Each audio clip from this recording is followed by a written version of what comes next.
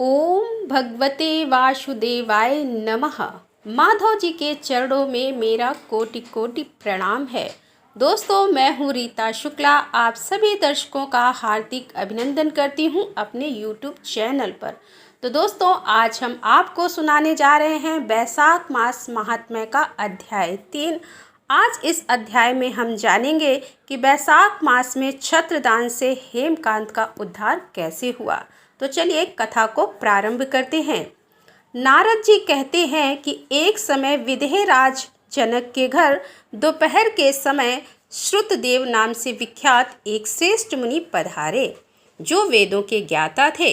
उन्हें देखकर राजा बड़े उल्लास के साथ उठकर खड़े हो गए और मधुपर्क आदि सामग्रियों से उनकी विधि पूर्वक पूजा करके राजा ने उनके चरणोदक को अपने मस्तक पर धारण किया।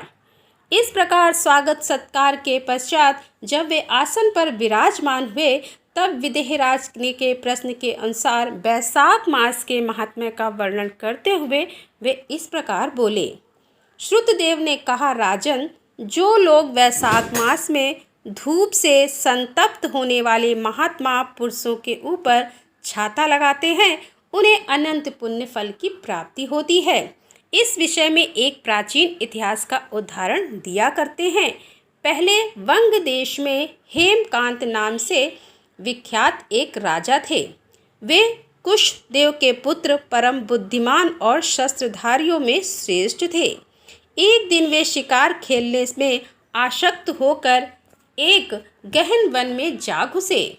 वहाँ अनेक प्रकार के मृग और वराह आदि जंतुओं को मारकर जब वे बहुत थक गए, तब दोपहर के समय मुनियों के आश्रम पर आए।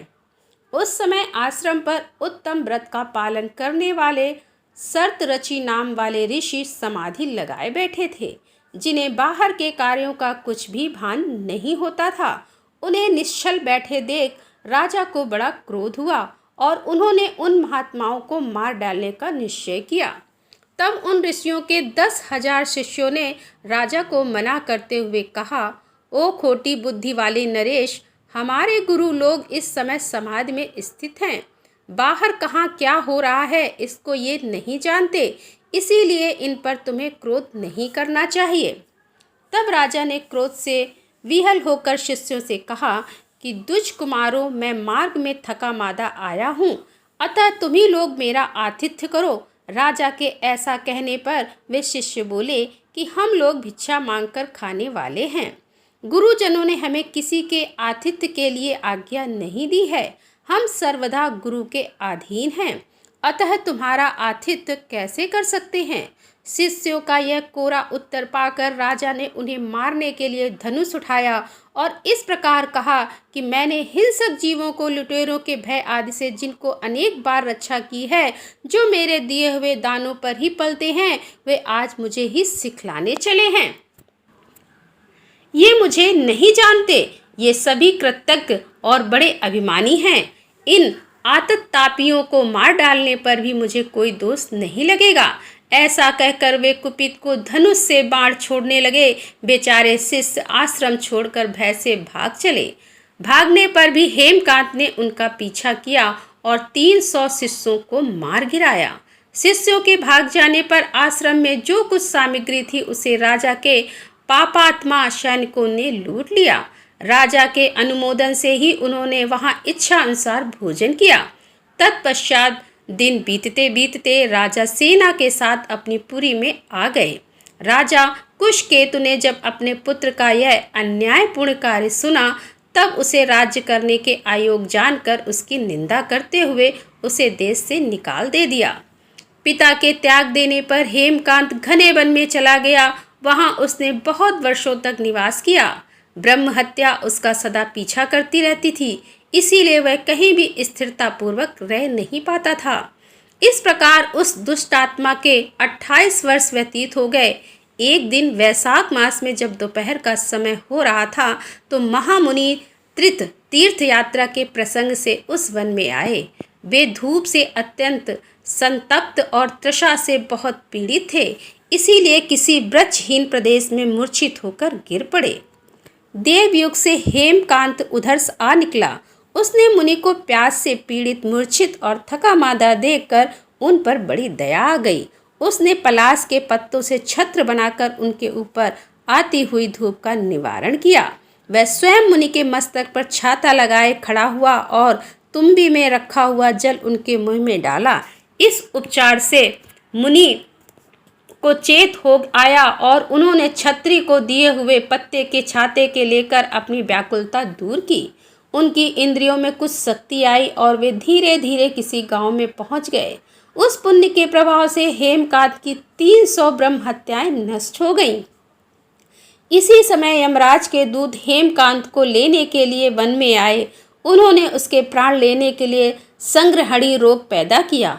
उस समय प्राण छूटने की पीड़ा से छटपटाते हुए हेमकांत ने 3 अत्यंत भयंकर यमदूतों को देखा, जिनके बाल ऊपर की ओर उठे हुए थे। उस समय अपने कर्मों को याद करके वह चुप हो गया। छत्रदान के प्रभाव से उसको भगवान विष्णु का स्मरण हुआ। उसके स्मरण करने पर भगवान महाविष्णु ने विश्वक्सेन से कहा, तुम शीघ्र जाओ, यमदूतों को रोको, हेमकांत की रक्षा करो। अब यह निष्पाप एवं मेरा भक्त हो गया है। उसे नगर में ले जाकर उसके पिता को सौंप दो। साथ ही मेरे कहने से कुशकेतु को यह समझाओ कि तुम्हारे पुत्र ने अपराधी होने पर भी बैसाख मास में छत्रदान करके एक मुनि की रक्षा की है, अतः वह पाप रहित हो गया है। इस पुण्य के प्रभाव से वह मन और इंद्रियों को अपने वश में रखने वाला, दीर्घायु, शूरता और उदारता आदि गुणों से युक्त तथा तुम्हारे समान गुणवान हो गया है। इसीलिए अपने इस महाबली पुत्र को तुम राज्य का भार संभालने के लिए नियुक्त करो। भगवान विष्णु ने तुम्हें ऐसी ही आज्ञा दी है। इस प्रकार राजा को आदेश देकर हेमकांत को उनके अधीन करके यहाँ लौट आओ। भगवान विष्णु का यह आदेश पाकर महाबली विश्वक्सेन ने हेमकांत के पास जा आकर यमदूतों को रोका और अपने कल्याणमय हाथों से उसके सब अंगों में स्पर्श किया। भगवत तक के स्पर्श से हेमकांत की सारी व्याधि क्षण भर में दूर हो गई।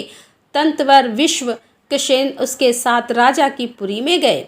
उन्हें देखकर महाराज कुशकेतु ने आश्चर्ययुक्त हो भक्तिपूर्वक मस्तक झुकाकर पृथ्वी पर रमे प्रवेश कराया। वहाँ नाना प्रकार के स्रोतों से इनकी स्तुति तथा वैभव से उनका पूजन किया। तत्पश्चात महाबली विश्वक्सेन ने अत्यंत प्रसन्न होकर राजा को हेमकांत के विषय में भगवान विष्णु ने जो संदेश दिया था वह सब कह सुनाया। उसे सुनकर कुशकेतु ने पुत्र को राज्य पर बिठा दिया और स्वयं विश्वक्सेन की आज्ञा लेकर उन्होंने पत्नी सहित वन को प्रस्थान किया। तदनंतर महात्मा विश्वक्सेन ने हेमकांत से पूछकर और उसकी प्रशंसा करके श्वेतद्वीप में भगवान विष्णु के समीप चले गए। तब से राजा हेमकांत वैशाख मास में बताए हुए भगवान की प्रसन्नता को बढ़ाने वाले शुभ धर्मों में प्रतिवर्ष पालन करने लगे। ब्रह्मांड भक्त, धर्मनिष्ठ, शांत, जितेंद्री, सब प्राणियों के प्रति दयालु और संपूर्ण यज्ञों की दीक्षा में स्थिर रहकर सब प्रकार की संपदाओं से संपन्न हो गए। उन्होंने पुत्र, पौत्र आदि के साथ समस्त भोगों का उपभोग करके भगवान विष्णु का लोक प्राप्त किया। बैसाख सुख में साध्य अतिशय पुण्य प्रदान करने वाला है। पाप रूपी ईंधन को अग्नि की भांति जलाने वाला, परम सुलभ तथा धर्म, अर्थ, काम और मोक्ष चारों पुरुषार्थों को देने वाला है। तो यहाँ पर कथा का 3रा अध्याय समाप्त होता है।